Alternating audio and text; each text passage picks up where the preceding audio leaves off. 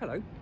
Yesterday we talked about hecklers and how those people that come in and they shout out and they finish your sentence, they try and step on your punchlines and they basically try and ruin your performance. Now, my main thing about that is don't worry, those kinds of people are actually pretty rare. And that idea that a heckler is going to come in and say something brilliant that's going to make you look foolish, actually, I think that the reason why we hear stories about that happening to famous comedians is because it so very, very rarely happens. There's only really one or two good stories, and trust me, every comedian you've spoken to has heard them a million times.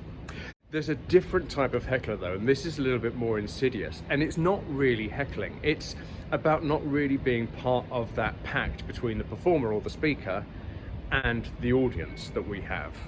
Okay, there's an agreement. You're here to listen to something, I'm here to tell it to you, we're in agreement.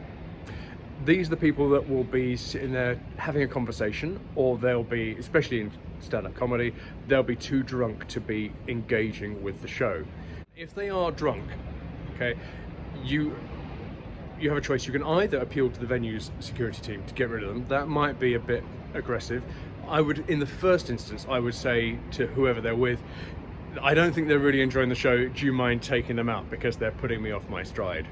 And negotiate it in that much more gentle way. Would you do this audience a favor and remove them from what we're trying to do? Remember, it's not about you. It's not about your ego as the speaker. It's about the audience. The audience is there to be entertained or informed or get something.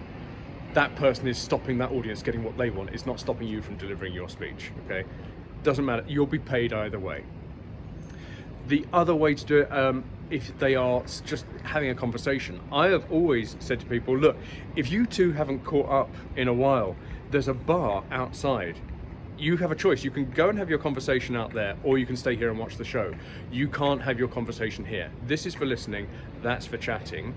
I don't mind which way it is. They will always at this point say sorry. He said, no, don't say sorry. I don't know, you two might be best mates and not have seen each other for months.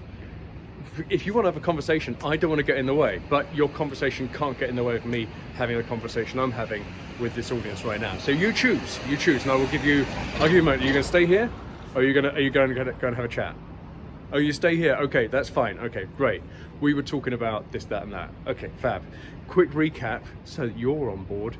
I was talking about this and this and this, and then you carry on. And then if they keep going and having a chat, say, look, you're not really here to listen to me. Go outside, go and have a drink, go and catch up properly. They probably won't, but have it in your back pocket. Okay, those are much trickier hecklers because I think you've got to be a little bit softer, a little bit more gentle. But what I'd say is don't be frightened of any sort of heckler. Remember, you've got authority, you've got an agreement with the audience that they're going to listen and you're going to talk.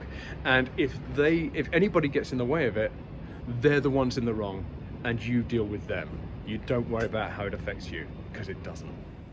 If you'd like to ask me anything at all about public speaking, by all means get in touch through LinkedIn. It's linkedin.com/in/Ian R. Hawkins. I love connecting with people there.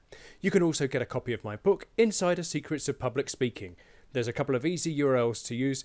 tinyurl.com/ISOPS if you're in the UK, and if you're in the US, tinyurl.com/ISOPSworld. That's all from me for today. Have a great time. Till next time.